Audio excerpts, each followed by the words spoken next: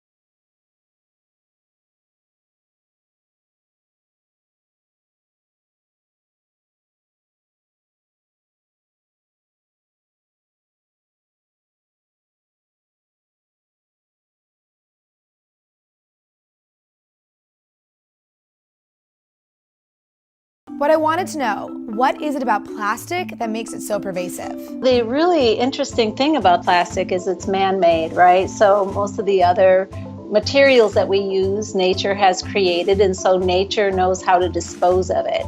Well, this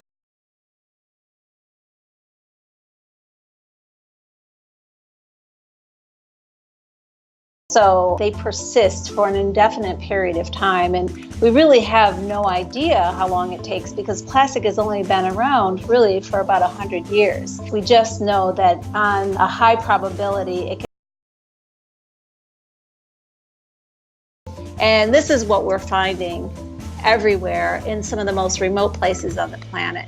After talking to Bonnie, it made me realize that every discarded piece of plastic on the street could one day become one of those pieces of plastic in her jar. Most of us are good about putting our plastic in the recycling bin, but still, some of it will slip through the cracks. And that adds up to an estimated 245 million pounds of plastic litter entering the oceans from the US every year. That's the same as the weight of 8 semi-trucks of plastic entering our oceans every single day. Even if we could somehow stop plastic from entering our oceans, what do we do about the trillions of pieces of plastic that are already out there? Luckily, there are smart people working on solutions. Dutch inventor Boyan Slat started the ocean cleanup when he was 17. The project is currently raising funds to dispatch its first set of big ocean nets to start collecting ocean plastic. They say they can clean up the Great Pacific Garbage Patch, which is roughly the size of Texas, by 50% in 5 years. Startups are also developing alternatives to plastic. One startup out of Bali called Avani is working on a biodegradable plastic bag made from cassava root. It's made from such natural materials that their bag is even edible. If a bag like that were to get washed into the ocean, it would not be harmful to sea life at all. And big corporations are finding new ways to reuse ocean plastic. Adidas has launched a sneaker that is made from recovered ocean plastic, and H&M has also launched a clothing line made from bionic yarn, which is a special material made from recovered ocean plastic. One company called PK Clean, based in Utah, is even working on turning plastic waste into diesel fuel by heating it in a reactor. These innovations are exciting, but solving this problem also starts with individuals like you and me. Of the plastic we use each day, 50% of it is used only once and then it's thrown away. Think of your coffee-to-go cup or your plastic shopping bag. Does it really make sense to use something that's designed to last for hundreds of years for just a few minutes? In 2015, we produced 95 pounds of plastic for every single person on the planet.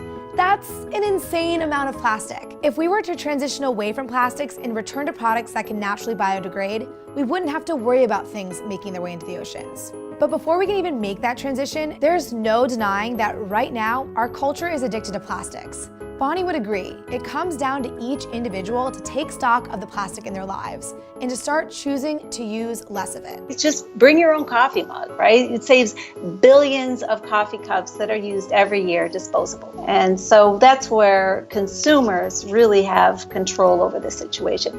We're the ones driving it. We're the ones that can stop it. Think of it this way. Each time you make a decision to skip plastic, you're making a vote for the world you want to create.